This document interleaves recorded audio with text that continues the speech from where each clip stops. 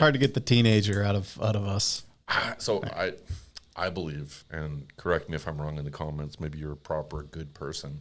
I just think everybody stops maturing mentally at age like 14, 15 years old. And then all we do is just put on this persona of professionalism.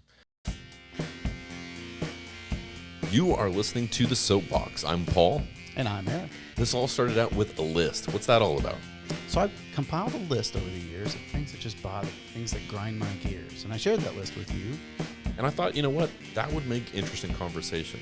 Sometimes I'm going to want to agree with you, and it's just going to be something we talk about.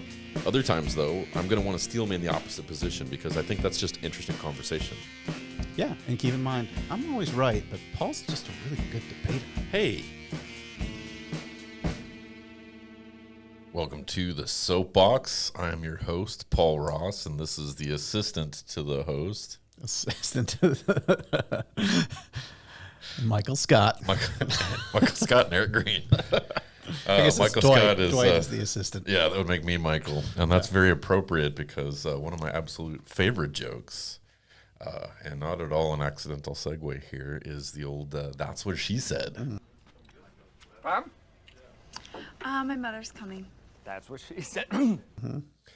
And I don't know why for episode number 69 that seems appropriate. Do you? No idea. No idea either? I'm not even sure Beavis and Butthead would know.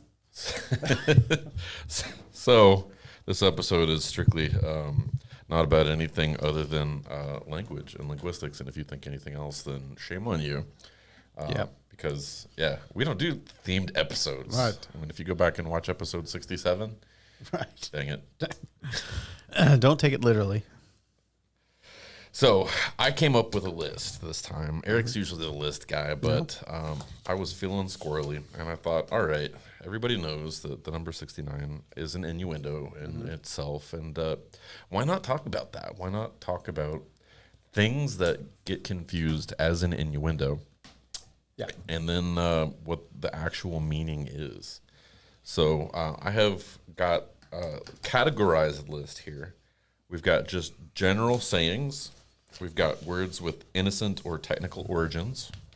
I've got food and drinks that sound wild out of context.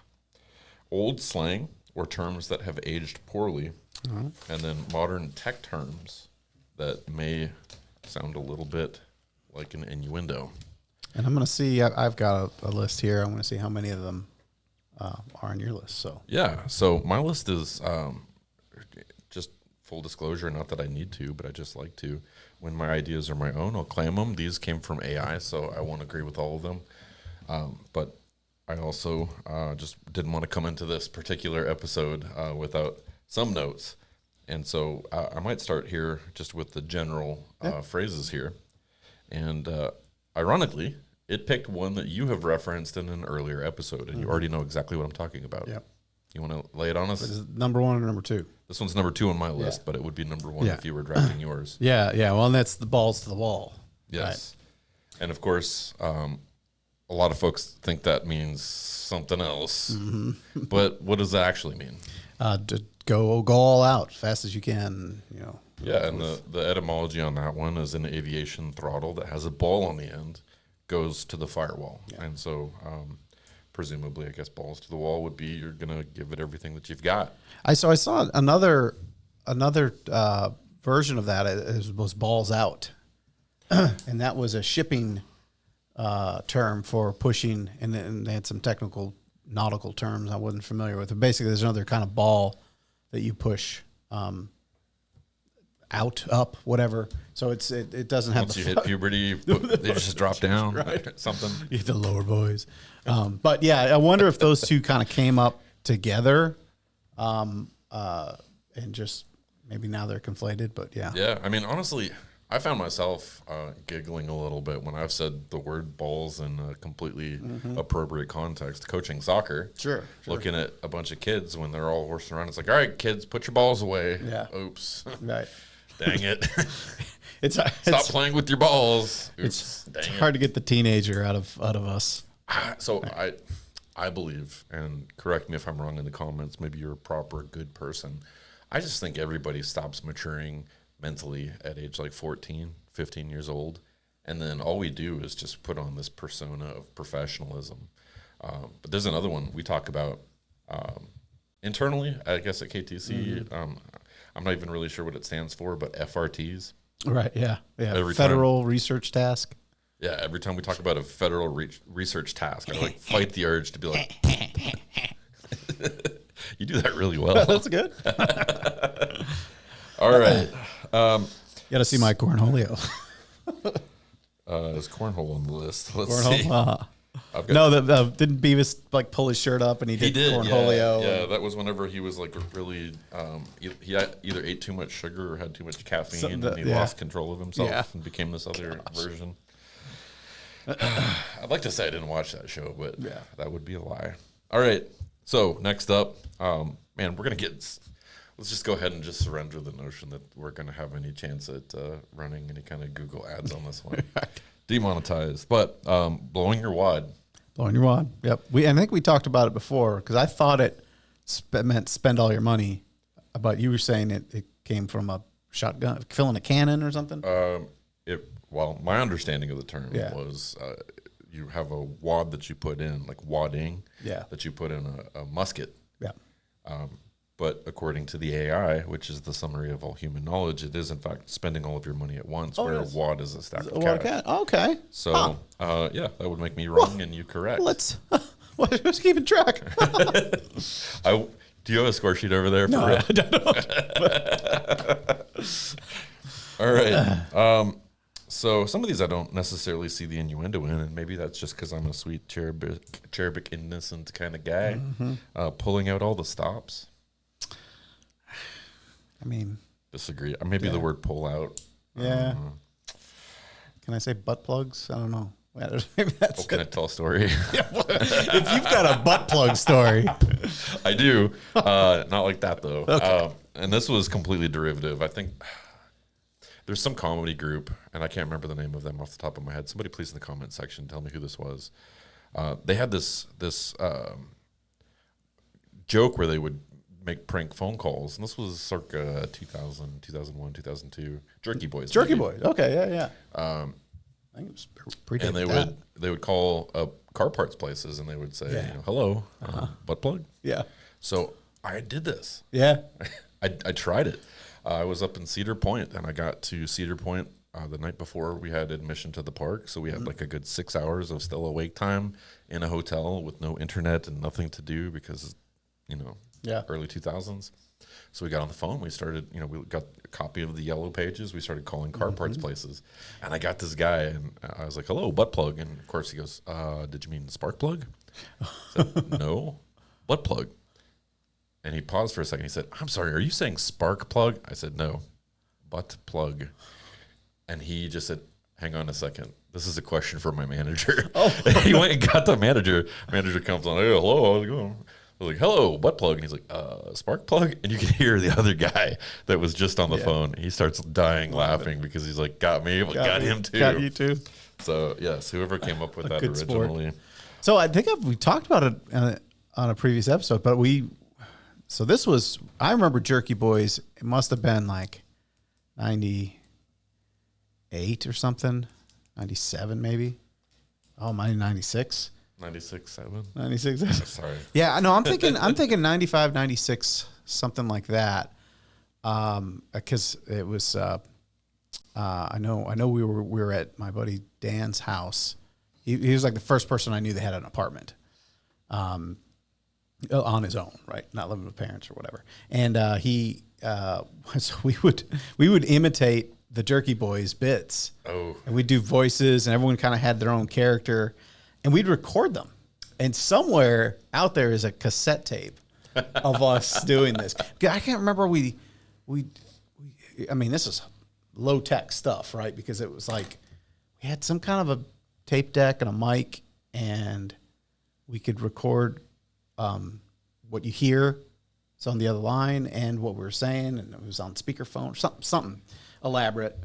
There's a tape out there, but I remember our goal was to keep them on the phone as long as we could. Oh yeah, that was the challenge. In middle school, we had a payphone, and I think this was largely one of the reasons why the payphone got taken away. 2 reasons. One, there was a guy, and his name was Richard Gotcher, Okay. but he went by Dick in the phone book. And so last name first, first name last, it read as Gotcher Dick. You got your dick. Yeah. And so we would call him, and as soon as he answered, we'd yell, "Give it back, give it back."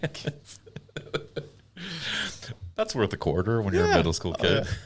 The other reason I think we probably lost the phone, we would call 1-800-COLLECT, and you'd get an operator, and the operator would try to get you connected. And so we'd say, "Oh, no comprende inglés, lo siento." And they'd be like, "Oh, uno momento, sir." And they would translate, or they would transfer you to the Spanish-speaking operator.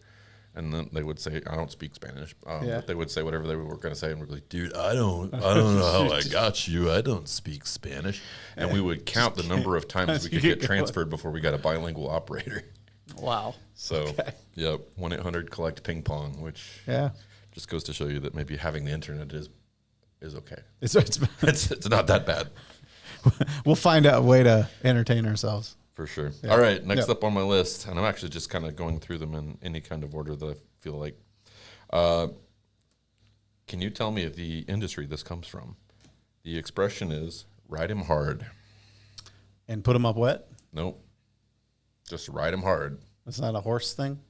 It is a horse thing. Yeah. Oh, ride them hard and put them up wet is on my list, and that's literally. Is that on your list? Yeah. Oh, so I've got 2 off your list so far. Yeah. Put away wet. Ride hard and put away wet. I think is a horse riding thing. So put away wet is about the saddle, right? Yeah, maybe. If you don't take proper care of the saddle, then it's ridden hard and put away wet, so it's not in good condition. Gotcha. But ride 'em hard is just a riding instruction. So. Oh, okay. Mine was just half of yours there. Oh, interesting. All right, hard up. Hard up. Like you out of money or in a bad situation. Yep, financially desperate. Yeah. Need to blow your wad. Don't blow your wad. You better get hard up. Canceled. We're not even halfway through this. All right. Get laid up. Get laid up. I guess to get punched out or defeated in a. One meaning, bedridden or injured. Okay. In a similar context here, or in a similar sounding way, different meaning, get off.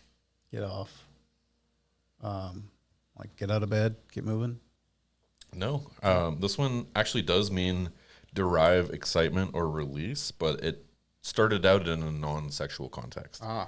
And I guess it's become so closely associated now that you can't say it without it being coupled. And that's maybe a point we should try to make here is that we've said before, lexicographers don't write the language, people do. So we're going to write it all eventually. yeah. I mean, it's evolving over time. It goes based on usage. So if I don't know if we're talking about like dirty sounding sayings, but there's also stuff like call a spade, which has been kind of co-opted into a more racial term. That's weird to me because I have grown up playing spades, and never once did it occur to me that the symbol on this card has anything to do with ethnicity. It's a shape. Yeah, it's like a gardening tool. Yeah, but I mean, it's one of the things that, I mean, if it gets a bad connotation, then it comes down to intent. How are you using it? If you're using it with bad intent, it's I think that's true. But that can be hard, especially on the internet, though. How do you tell? That's kind of the ghillie suit of the racist, isn't it? Oh, I didn't mean it that way. You don't know my intent. Right. Yeah. So, you probably, along with intent, you would also have to look at past history and other contextual factors. I don't think you can just lay claim to the word intent as a standalone these days. There was some kind of a legislative session where the guy was like, he's like, I don't know of anyone that has a Nazi tattoo that isn't a Nazi. Do you know of it? And the guy was like, no, I don't. And he's like, but wouldn't it stand to reason that if you have a Nazi tattoo, you're probably a Nazi? And the guy, I don't know what the deliberation was about, but so maybe the better point is, go look for hidden Nazi tattoos and Yeah. Yeah. Hello Kitty tramp stamps. I don't know. I mean, Always my tattoo joke. I don't know yeah. why. That intent reminds me of, I used to catch crap. I was on church staff at the church I still attend. The senior pastor was like, "Why did you flip off the whole congregation during announcements?" Oh. I was like, "Because I hate those people." No. No. Where I was are we holding going? these announcement cards, and so I used my notepad as an example. And for whatever reason, I held it like this. Oh. Huh. I don't know why. Yeah. I wasn't doing it on purpose. I It know was just why. how I felt like doing it. Right. This was just maybe I was juggling a microphone in my hand. Yeah. I needed extra fingers on the side of the paper. But yeah, that is not flipping people off. That is all fingers up. But you're getting a masking situation going on. What's happening here for those without a video is Paul's putting his middle finger on the Behind a outside piece of of paper. paper and the rest of his fingers on the front, which is kind of a weird thing to do, Paul. Okay, you and Dave agree. That's fine. All right, let's go to words with innocent or technical origins. All right. And we kind of touched on this a little bit with balls at the wall. I don't know why I didn't make that list, but first one, cockpit. Yeah. That one, I wonder if this is more of a younger generation, because cockpit is so universal that Yeah. I don't really think about it in that context. I think three of them on this list kind of fall into that same. I'll give them all three at the same time: cockpit, cocktail, and pussy willow. Huh. All three of them innocent Yeah. things. Probably you've said all of them, but I think just the fact that you're saying the word, Yeah. you're just saying it, as part of a larger phraseology. Maybe that's the difference there. Could be. I brought this one up to you when we were just kind of going back and forth on the episode, and you didn't seem to think this was a thing, but thongs. Oh yeah, no, I hadn't heard of this. I didn't realize. Yeah. Okay, so this might actually be a regional thing, but in Canada, I remember growing up, they'd say, "Oh yeah, put on your thongs," and we weren't talking about underwear. Mm-hmm. We were talking about sandals, and you never heard thongs as sandals. No. There you go. So, when you're advising people on wardrobe, you might want to be more specific. And actually, we may have talked about this before, but toboggan. Toboggan. Yeah. This is also sort of a regional thing. Yeah. Because in the South, you think of a toboggan as, A sled. I think that's what you think. Yeah. But I And up north, the toboggan is a hat. Yeah. So, yeah. So you could theoretically grab your thong and your toboggan. yeah, and really confuse someone. Like, why would you wear a thong while riding a toboggan? Yeah, it's going to be cold out there. You might want more. Since it's soccer time, World Cup's going on. One we use almost jokingly because it's a British term, but soccer cleats we call boots. Boots. Yeah. Okay, that's interesting. And it's usually in the context of, hey, do you have your boots? All right, put it in the boot of the car. Let's go. We're a boot to be late. Oh, hold Is that a on. womp? Oh my god.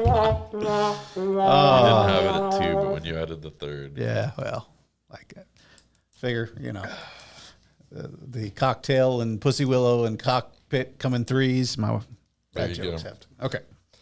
All right. Bushwhacker. Yeah, that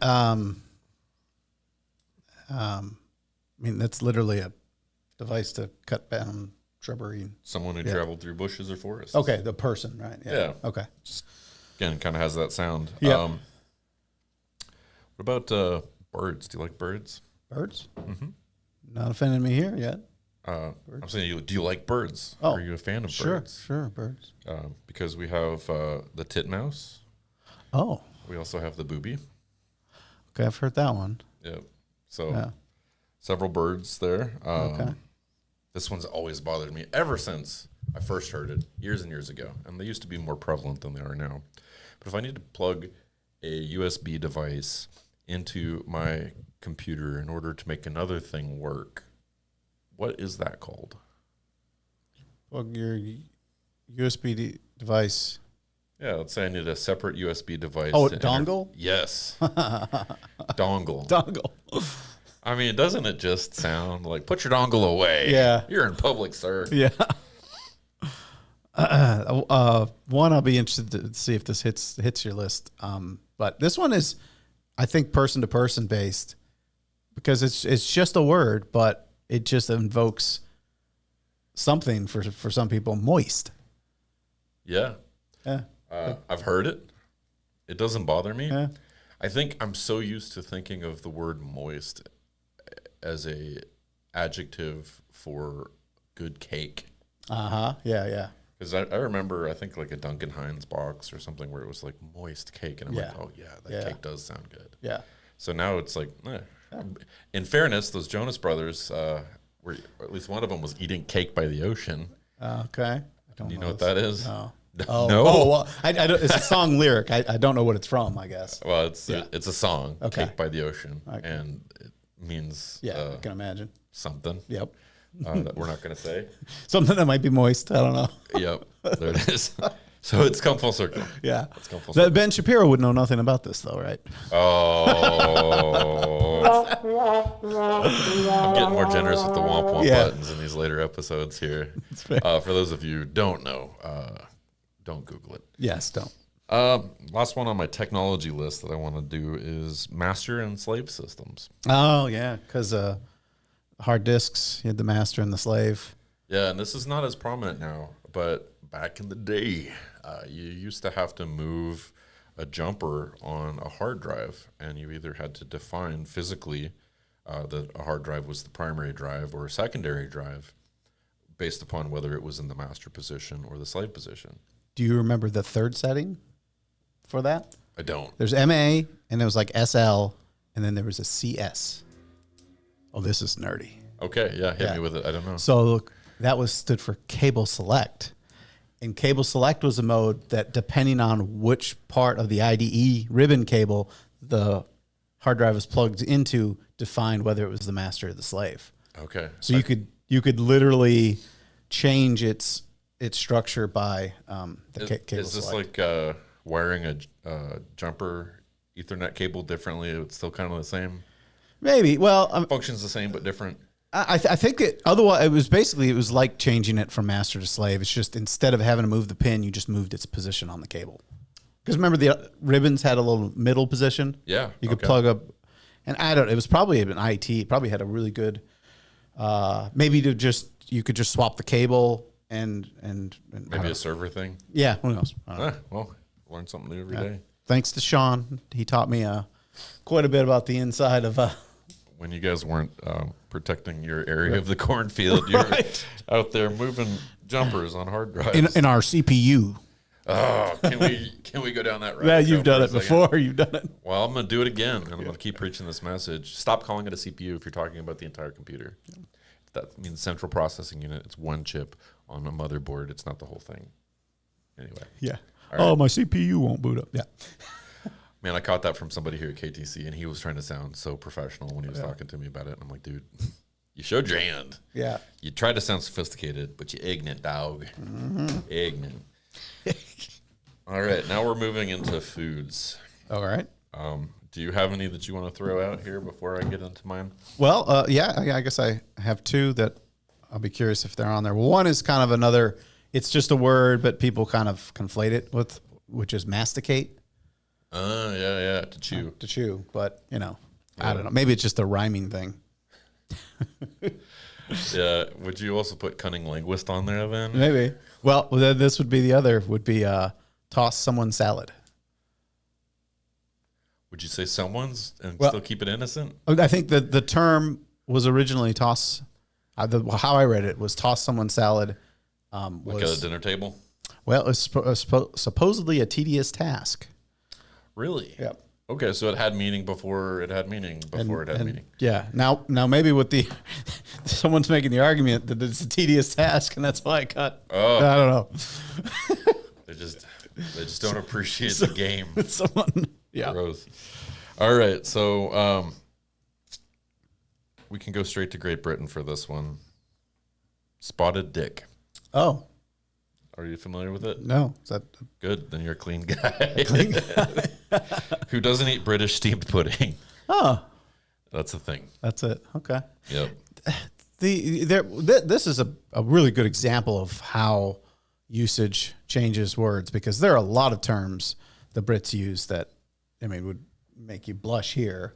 I think Dick is a phenomenal one because I worked for a guy named Dick Brown.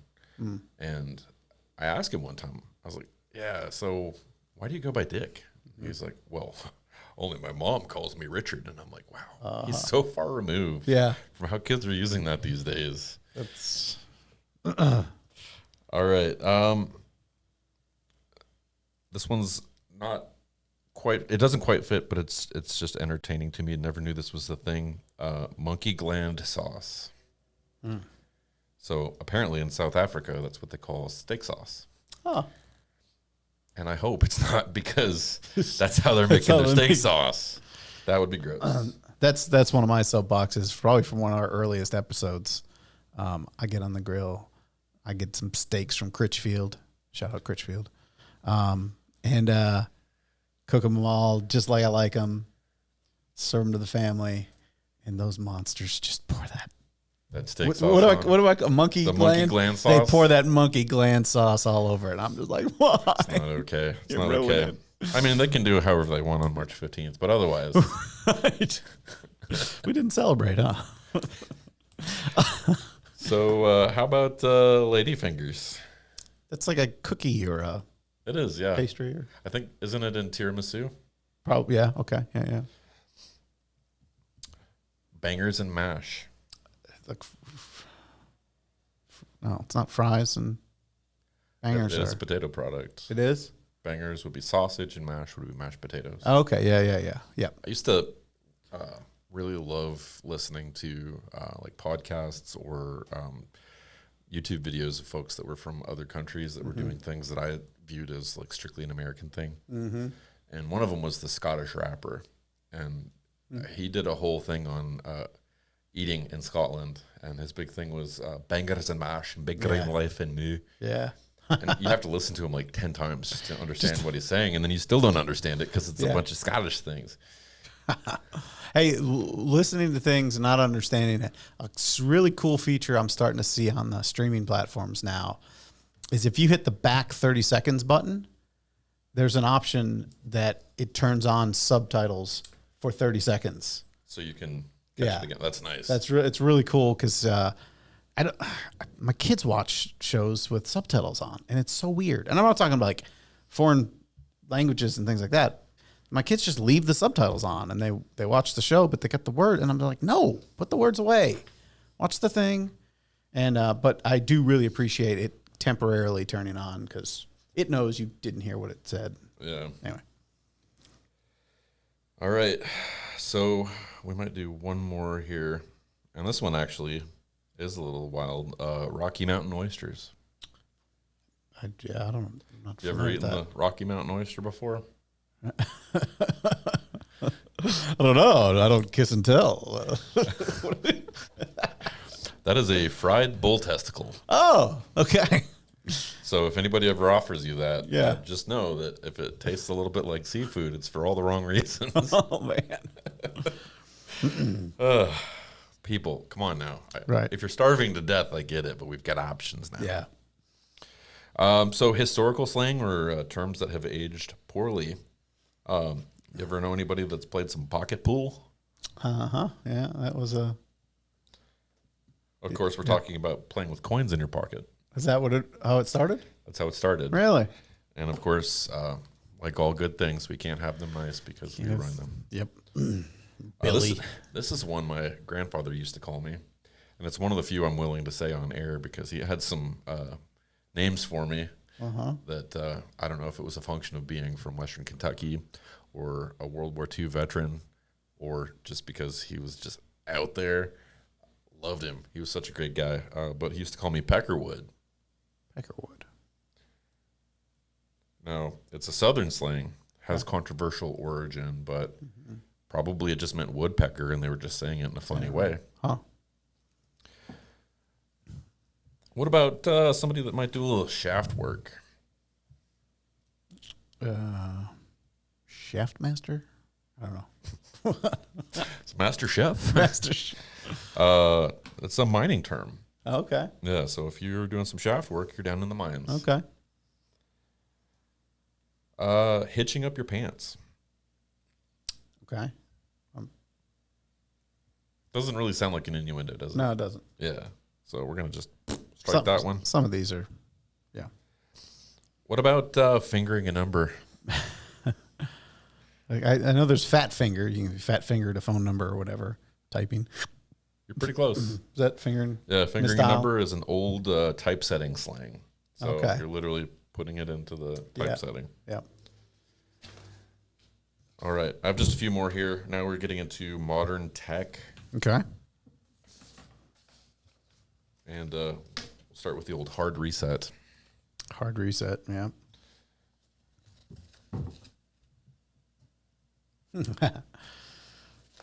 AI's struggling with this one a little bit because it's giving me terms, but these terms don't even sound like an innuendo. Yeah. I mean, there's stretches. I'll give you a few here, Yeah. and maybe it was stretching a little bit, but plug-in, handshake protocol. So the Boot up. plugin's interesting because we kind of use it as a noun, right? A plugin. Download a plugin. Yes. And saying it with that emphasis, it's plugin. But plug in, I mean, I could see how Yeah. maybe there's a I would say, like, you remember when people were talking about the Matrix, they were jacking in? yeah. And, it's like a headphone jack, but Right. that's probably a little bit more of an Yeah. innuendo. And of course, he jacked off, right? Because he Unplugged from... No. no, No. no, No. Do we have a button? I'm not going to give you another womp womp unless you really earn it. right. Have you gotten to the part in The Boys where the Deep and Black Noir have a podcast? Yes. And of course, Black Noir can't speak, right? So he's just got a like, soundboard. Well. He's pushing all. I hate and I love that like podcasting has become the trope. Yeah, right? it has. Like, okay, are you a middle-aged man? Right. What are you gonna do? You're either gonna produce one or you're gonna listen to it and then promote it among your friend groups. Yep. So hopefully, as you're listening to this one, you're promoting it among your friend groups. That would be great. If you haven't quit listening, Right. well, I might take a hard left here. I also wrote down just a few things that are in the accidental innuendo vein. Just a few stories here. All right. Yeah. hit it. And I don't know if you've got anything that you want to add before we go that route. No, Did go. we hit all the ones on your list? We did get all the ones on my list. Yeah. Okay. So. Fantastic. So all of these come from church, Okay. because what better place to have an accidental innuendo than at a time of worship, right? The first one, and I don't know if we can play the clip without getting demonetized, so I'm going to just describe it to you. Okay. There was a youth minister, and this was like 2006, 2007, 2008, somewhere like before the 2010s, who got in front of a group of people, and he was, I think he was the youth minister, and he was preaching to the congregation, so he was already a little bit nervous because the youth minister generally doesn't get the big stage with the big audience. They usually are just talking to the punk kids. Yeah. And so he's up there with his early 2000s spiky hair and his youth minister enthusiasm because he's your bro and he just wants all the cool kids to know that they can love Jesus. And he's talking about Lot. You know the story of Lot? Vaguely. Vaguely, yeah. All you need to know is that Lot was pitching tents. Oh, okay. But that's not Yeah. what this young man said. No. What he said was, and Lot was up there and he was pinching his tits. I mean, pitching his tents. You heard nothing else. Wow. And because of both saying it, but also then his just flabbergasted reaction at his own faux pas, where he knew he was on camera. Yeah. He's like, listen.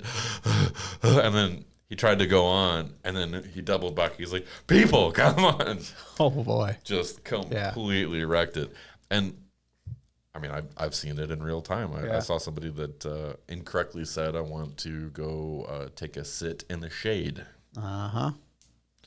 You switch a couple of S sounds Yep. around, and pretty soon you've said it in a completely wrong fashion. There was a movie where it's like a Ben Stiller or something. Couldn't say statistical, and it turned into a video clip that just went viral in his sphere of Oh, that's amazing. stats people, and yeah, I don't know. It was a bit part of a bigger plot. Yeah. I used to attend Southland Christian Church, aka the small airport terminal there on South 68, Or as we call it, Six Flags over Jesus. Six Flags Over Jesus. Yeah. And I was there a long time ago. I was there when the original pastor, an old guy named Wayne Smith, was the pastor. Super great guy. I loved Wayne Smith a lot. He was very personable. Despite being a pastor of what became a mega church, he knew people very well. He recognized me. He'd asked me about my parents and remembered specific details about life, which I thought was phenomenal. Because if you introduce yourself to me for the first time at a conference and you say your name, before you finish your introductory sentence, I've already forgotten your name. That's why we do lanyards with names on them. But Wayne was not like that. However, he was forgetful in his own way. One of the things he forgot to do one time was between services, and we're talking about church services with 1,000+ people in them. He forgot to turn off his microphone. Ooh. Went to the bathroom. Went to the bathroom, and Wayne at that point was an older gentleman. Yeah. And made some noises, like to, just illustrate how things were going. And so whoever was running sound had walked away from the soundboard, and they were conversing, and everybody thought everything was good. And then all of a sudden you hear, ugh, and a good strong stream. Oh, well, then he comes back in and he realizes what happened, and he had this classic laugh that was like a, and he was so entertained at what just happened because he knew like 1,000+ people had just heard him take his in-between service, bathroom break. So he leaned into it, and well, that's the difference with experience. You have someone that can kind of brush it off, and yeah. Now there was another pastor I knew. This guy is still living, so I don't know if I want to name check him or not. I'm not. Okay. I won't. But this gentleman was giving a sermon illustration that involved a tape measure. Mm-hmm. And so he has the tape measure, and he's got one of these little fancy tape measures where you push a button and the tape automatically goes out and then contracts back in, and he makes his point about something. I don't remember what. Yeah. But then as he's standing on the stage, he's nervously holding the tape measure while still talking. And as one does when you've got an electronic device with buttons on it, he starts pushing the buttons while holding the tape measure down by his crotch. Mm-hmm. And so he's got this thing that's extending and contracting by his crotch. And the whole congregation is just like watching, enamored, laughing their heads off before you finally got what was going on. If anyone knows, put his name in the comment. No, I'm just kidding. Yeah, don't. No, he's a super nice guy. I don't want to embarrass him, but it was a funny moment. And then I have one I did. Okay. Oh. This was an accidental innuendo. Oh, okay. And I'm just so angelic and innocent, it just completely missed me. But we were doing a church-wide Bible study where the senior pastor wanted us to videotape some mini lessons for like community groups or small groups. And we didn't have digital distribution like we do now. You couldn't just throw a link out there because people didn't have the bandwidth for it. Yeah. So we made DVDs, and we sent these DVDs into people's homes. Now, the topic was the Song of Solomon, which, if you aren't familiar with Old Testament, is kind of spicy anyway. The Song of Solomon is one of the few books of the Bible where it doesn't talk about God. It actually talks about just love between a man and a woman. And Solomon, in his maybe 5,000 or 6,000 year old dialect, talks about how she's got breasts like twin fawns and things like that. So like everybody's already thinking sex, because that's what this is about. Mm-hmm. Well, I made the DVD and I put a heart on it because I'm like, we're talking about romance and sex and love, but the nature of the DVD was such that the heart happened to have a hole punched out near the top. And then the bottom of the heart kind of got cut off when we cut the DVD labels out. So I was still seeing a heart because that was the original design. All of a sudden, we start getting text messages like, why is there a butthole on the DVD? And do you want to know who discovered that? Was it the staff members at the church? Was it the male men's Bible study? No, it was your mom. It wasn't my mom. Okay. It would have been my mom. But no, it was the women. Yeah. The women's Bible study. They're like, there's buttholes on the DVD. Of course. So there it is. Even Nice. even with good intent, sometimes Yep. it just happens. Well, this one was a little bit. You obviously prepared some stuff, and I was just kind of more winging it. I had to, but I think it covered most. The only shame of it all is look at how your list is so much bigger than mine.